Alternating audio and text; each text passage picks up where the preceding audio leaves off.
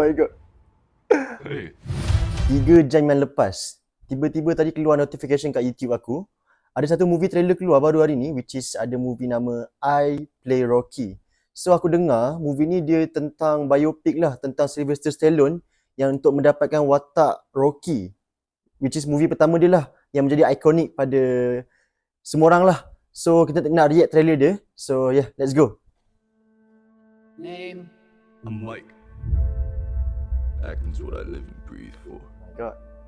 And I gotta have faith in myself. You need to show everyone who you are. I like this girl, Sylvester. Sylvester? Sylvester. That's right, his real name. It's got a nice ring to it. Sylvester Stallone. Oh. It's like Peter Parker. Lawak lagu Rocky. Are you delusional? You don't got the looks to be a movie star. Not to mention, you talk like you got rocks in your mouth. Yeah, I know I don't look like Einstein, but I got a brain. The only way for me to get to show people is me to have to write a script for myself. Yeah, so do that. Write a script.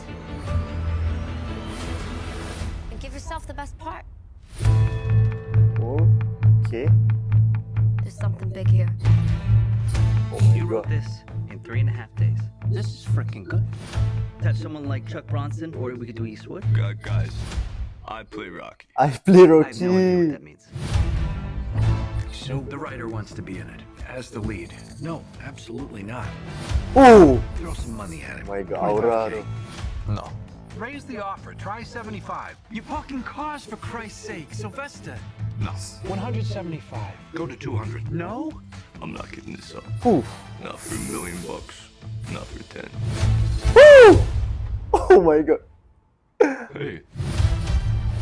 Oh my god, dia punya theme song tu memang You ikonik. ever fall one day? Oh, dia ni macam behind the scene lah, movie Rocky first They're tu. gonna kick you to the curb, You broke your hand. and they can replace you with a real actor. I don't even know what I'm doing. So I need to Every go. time dia punches, the Best punching acting bag in tu your life, and everything will gila. be fine. Witness the incredible true story. How far behind Like- schedule are Oh, They're not. behind the legend.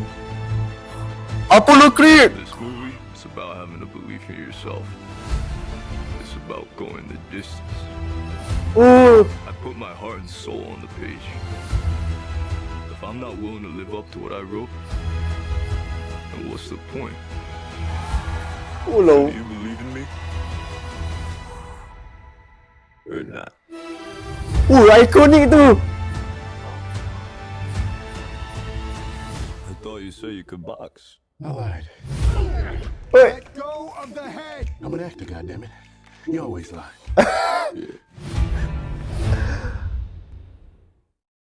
Oh my god.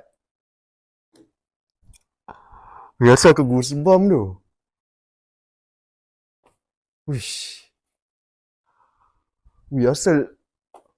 So let me get this straight. So movie ni biopic tentang Sylvester Stallone. Dia nak audition untuk dapatkan watak Rocky. So basically movie ni tentang behind the scene macam ni dia dapatkan watak Rocky tu, macam ni dia punya acting all the throughout the movie. Oh my god, best tu. Aku ingat tahun ni kita akan dapat Michael Jackson punya movie dia. Rupanya dapat Rocky punya movie sekali. I mean like Sylvester Stallone punya movie. Weh, ni dah tiba-tiba keluar pukul 3 jam lepas, tiba-tiba trailer ni keluar. Weh, sumpah dah tak sabar tu. So apa pendapat korang tentang trailer tadi? So korang boleh komen kat bawah untuk korang punya pendapat. So yeah, memang best gila tu. Tak sabar tu bulan. Apa bila keluar movie ni? November. So movie ni akan keluar bulan November. So memang aku looking forward nak tengok movie ni. So yeah, best tu.